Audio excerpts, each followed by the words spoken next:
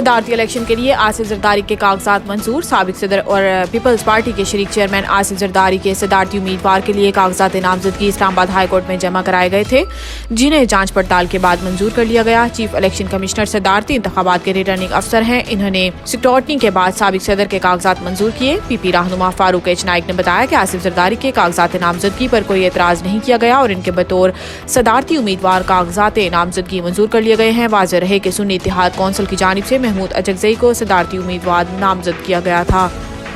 ज़ातियात की बात होगी तो बात बहुत दूर तक जाएगी। स्पीकर अयाज हादी की सरबराही में होने वाले कौमी असम्बली के इजलास में बिलावल भुट्टो ने इज़हार ख्याल करते हुए कहा है कि आज सुबह पता चला कि महमूद अचकजई के घर कोई छापा पड़ा है। इसकी मसम्मत करता हूँ। महमूद अचकजई सदारती उम्मीदवार हैं। इस पर अयाज हादी ने कहा कि मुझे इस मामले की कोई इत्तला नहीं। इस दौरान महमूद अचकजई ने इज़हार ख्याल करते हुए कहा कि ना मैंने कोई जज्बाती तकरीर करनी है, ना किसी को बेइज्जत करना है। हमारा घर पर 15 साल से लड़ाई ठोंस दी है, हमारे 200 अफराद मरे। इन्होंने कहा कि ये मुल्क एक जमात से नहीं चलेगा, मुल्क को बरहान से निकालना है तो आइए मिलकर बैठें। इस पार्लियामेंट में जासूसी इदारों का कोई किरदार नहीं होगा।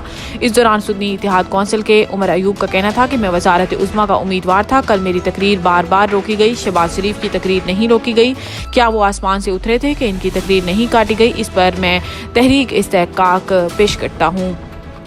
IMF का दवाओं और पेट्रोलियम मसनूआत समेत मुतअद्दिद अशिया पर 18% GST नाफिज करने का मुतालबा। तफसीलात के मुताबिक बैनुल अक़वामी मालियाती फ़ंड ने FBR को कई दर्जन अशिया को जनरल सेल्स टैक्स की 18% की मायारी शरह में लाने की सिफारिश की है, जिनमें गैर प्रोसेस शुदा खुराक, स्टेशनरी अशिया, अद्वियात, POL मसनूआत और दीगर शामिल हैं। IMF ने अंदाज़ा लगाया कि GST की शरहों को माकूल बनाने से मजमूई मुल्की पैदावार का 1.3% महसूल हासिल हो सकता है, जो कौमी खजाने में 1300 अरब रुपए की बराबर है।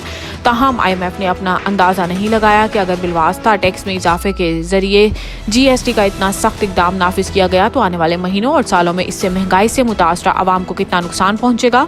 IMF की सिफारिशात में 5वें शेड्यूल को खत्म करने, 6ठे शेड्यूल की छूट खत्म करने और सेल्स टैक्स के 8वें शेड्यूल के तहत टैक्स की कम करदा शरह को खत्म करने पर रोशनी डाली गई। मुल्क को बहरानों से निकालने के लिए गालम गलोच नहीं, बातचीत करनी होगी। कौमी असम्बली में इज़हार ख्याल करते हुए बिलावल भुट्टो जरदारी ने कहा कि अंग्रेजी कहावत है कि तारीख अपने आप को दोहराती है। मैं अपने खानदान का तीसरी नस्ल का नुमाइंदा हूँ जो इस जबान में मुंतखब हुआ हूँ।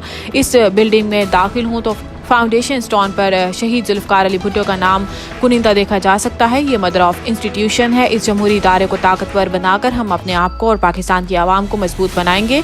इन्होंने कहा है कि इस इदारे को कमज़ोर करके हम ना सिर्फ अपने आप को बल्कि जमहूरियत को कमज़ोर करेंगे।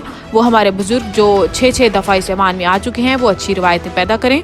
ऐसी रिवायात की आइंदा आने वाली नस्लें हमें अच्छे अल्फाज में याद करें। जब अगले मेंबर्स आएँ तो वो हमें दुआएं दें, ना कि गालियाँ।